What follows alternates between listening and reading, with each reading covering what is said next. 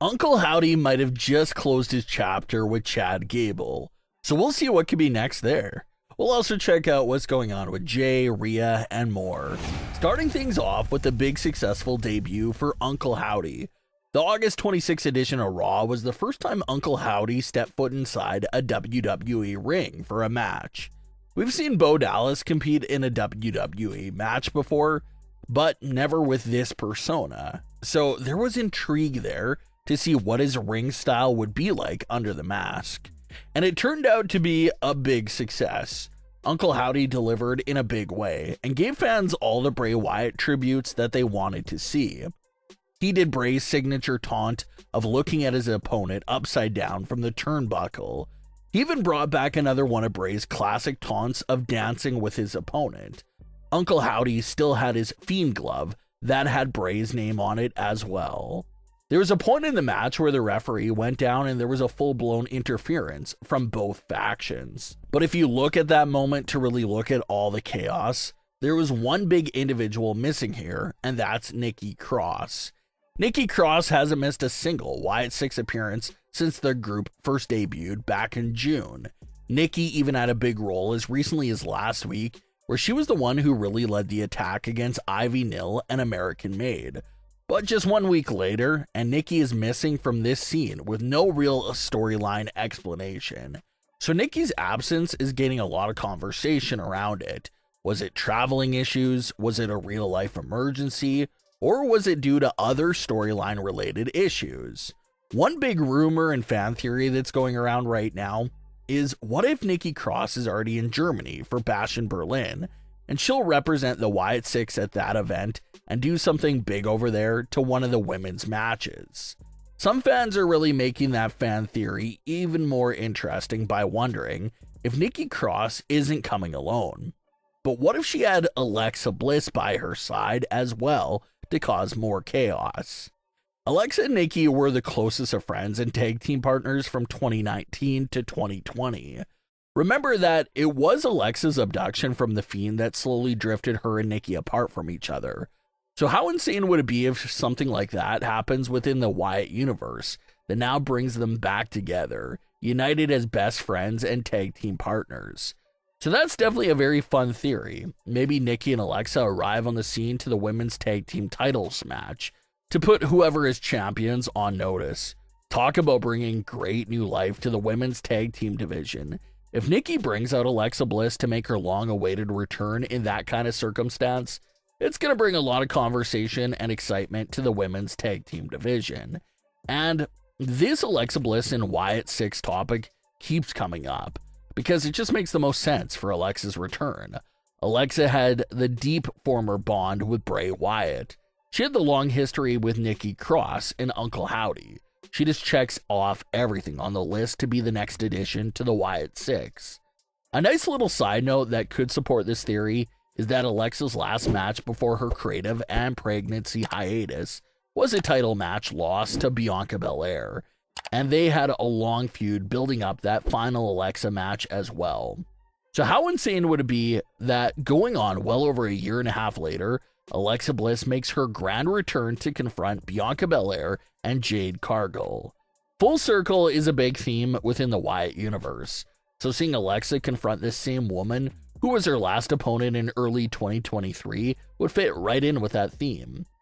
Something else fans discovered was that in Bo Dallas TV during his promo, there was a quick flash of this mysterious woman in the candle room. This woman was first shown back in spring, and she opened up a big debate on if she was being portrayed by Alexa Bliss or Nikki Cross. After Nikki debuted within the group, the conversation around the candle woman vanished, because everyone assumed that it was Nikki all along. But now that the candle woman is being shown again, that has fans wondering if it truly could be Alexa or someone else that's under that specific veil. So that's the biggest new theory for Alexa Bliss's return. Nikki's out there right now on a mission, searching for Alexa, and brings her back on Raw to confront whoever is women's tag team champions. That's a fun theory that does look like it has a shot of happening and becoming true. But back to Uncle Howdy's debut match. Howdy ends up grabbing Chad Gable and holding him in the position for his sister Abigail, which made the crowd go crazy. He then hits Gable with it for the win in his first ever match. So fans are wondering if this was the final moment of their feud, or if there's still more to come from the Wyatts versus American Made. The one thing that makes it seem like it's not over yet is that we've seen all members of both sides in action against each other in recent weeks, except for Nikki Cross and Ivy Nil. So it looks like we still have to see Nikki versus Ivy Nil, unless they take Nikki in a crazy new direction like this fan theory of searching for Alexa and teaming up with her, which would be a pretty great direction for Nikki Cross, and it would be fun to see where this Alexa Bliss character has been this entire time. Obviously in real life, it was a pregnancy hiatus, but strictly speaking in the world of WWE television, where did Alexa Bliss's character go after Royal Rumble 2023? And where has she been holding out at this entire time? The theory back in 2023 was that Alexa was potentially trapped in the Firefly Funhouse. So who knows if they end up going down that path of Alexa needing some rescuing. And maybe it was Nikki and the Wyatts that will help save her. So still no actual confirmed news for Alexa Bliss. Just a lot of delusional theories and ideas. But those delusional theories still keep the conversation very fun and active. Jey Uso and Rhea Ripley have been continuing their social media storyline in recent days. Right before SummerSlam, Jey Uso did show on WWE television that he had interest in getting with Rhea Ripley in the midst of the Dominic drama. That storyline has not continued on television, but continued on social media. Jey and Rhea had fans buzzing again after Rhea sent out a personal birthday message to Jey Uso via her Instagram story. Jey saw the message and reposted it with the eyes emoji. So Rhea and Jey are keeping fans engaged with that social media exchange and making us all wonder if that story is something that will eventually come back to television again, since they keep going with things on social media.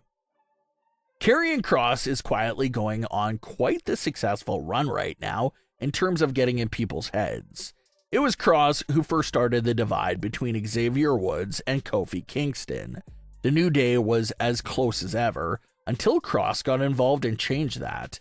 Now we can see the clear signs that Xavier Woods and Kofi Kingston are about to crash in a major way. Woods wasn't happy with Kofi's recent decision making. They're not on the same page in terms of the way they used to have their matching gear.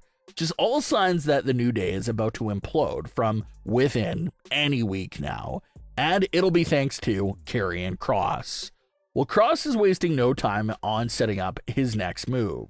Kross was seen talking backstage with The Miz, potentially planting some similar seeds in The Miz's head about his current tag team with R-Truth. We did not hear the conversation between Kross and Miz, but we're to assume that he must be trying to instigate and break up the Awesome Truth, and convince Miz that R-Truth is holding him back.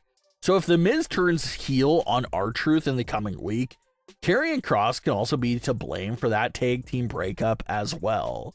So Kross is on his mission right now to break up all tag teams, it seems like. So it'll be very interesting to see where this end goal of this current plan goes from Kross. Will he try breaking up all teams until the Final Testament is the only one left standing? And will the Judgment Day and Wyatt Sicks be the final two teams he tries to infiltrate with his words? That could be the direction they're going with, and considering that he's about to be credited for splitting up two longtime tag teams, that could really make his tactics look like a big threat. But what are your thoughts on today's stories? Leave your comments below. Don't forget to subscribe with all notifications on, and leave a like if you enjoyed. Thanks for watching, guys.